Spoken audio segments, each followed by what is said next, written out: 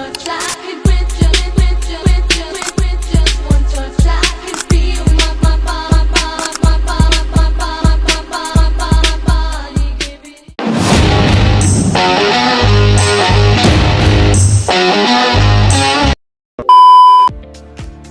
Halo Ibu dan teman-teman. Perkenalkan, saya Lydia Rembunuti Bapang dengan NIM 2418110.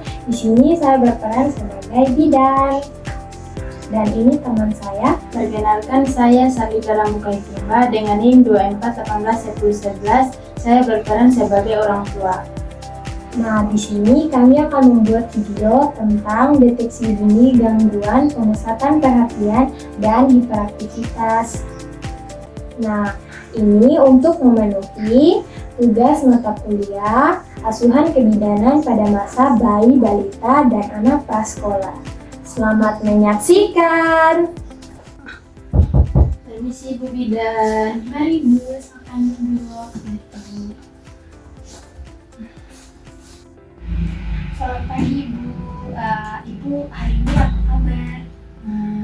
Pagi Ibu, kabar saya baik Ibu. Baik Ibu, perkenalkan saya bidan Lydia yang bertugas pada pagi hari Ibu. Kalau boleh tahu ada yang bisa saya bantu Ibu? Ibu, saya ingin mengetahui lebih dalam tentang perilaku anak saya Ibu, karena akhir-akhir ini anak saya super aktif Ibu. Secara medis apakah itu baik Ibu? Baik Ibu, sekarang kita akan melakukan yang namanya pemeriksaan berupa wawancara singkat mengenai perilaku anak untuk mendeteksi secara dini kemungkinan adanya gangguan pemusatan perhatian dan hiperaktivitas yang disebut dengan GPPH ya Ibu pada usia anak di atas 36 bulan.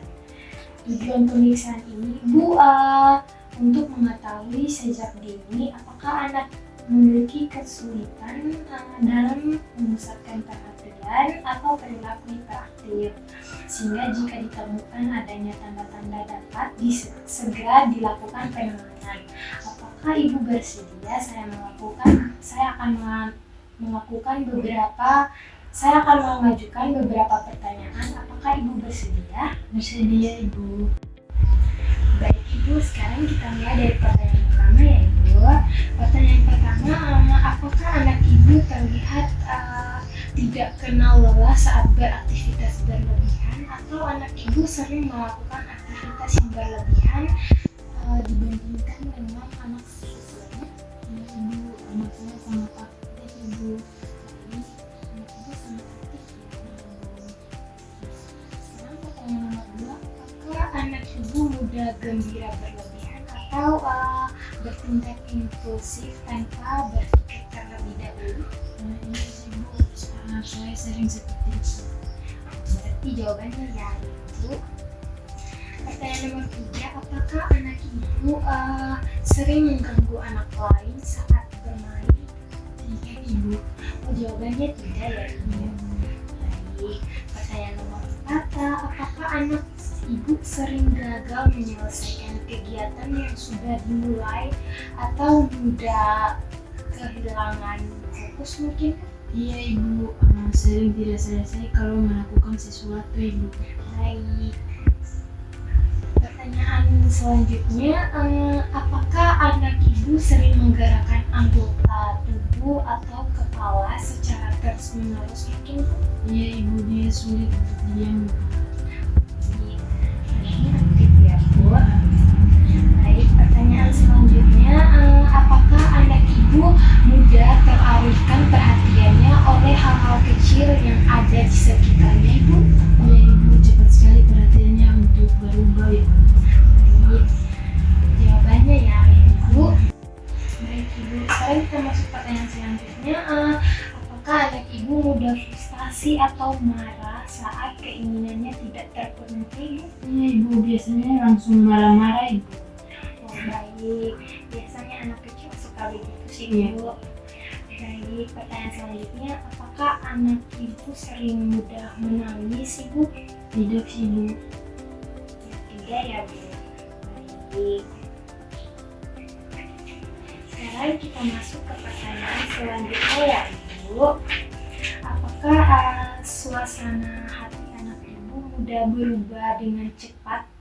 Iya Ibu, sering berubah-ubah Bu. Ya. Sekarang apakah anak Ibu sering meluapkan kemarahannya atau berperilaku eksplosif secara tiba-tiba? Iya Ibu, pernah berapa kali sih Bu? Ibu. Sekarang baik Ibu, semua jawaban Ibu saya sudah catat pada formulir screening GPPH ya Ibu, untuk melihat apakah terdapat indikasi gangguan pemusatan perhatian atau hiperaktivitas pada anak. Baik, setelah dihitung jumlah ya dan tidaknya jumlah ya yang paling banyak ya Bu, maka kemungkinan anak Ibu memiliki tanda-tanda GPPH dan perlu pemantauan dan pemeriksaan lebih lanjut.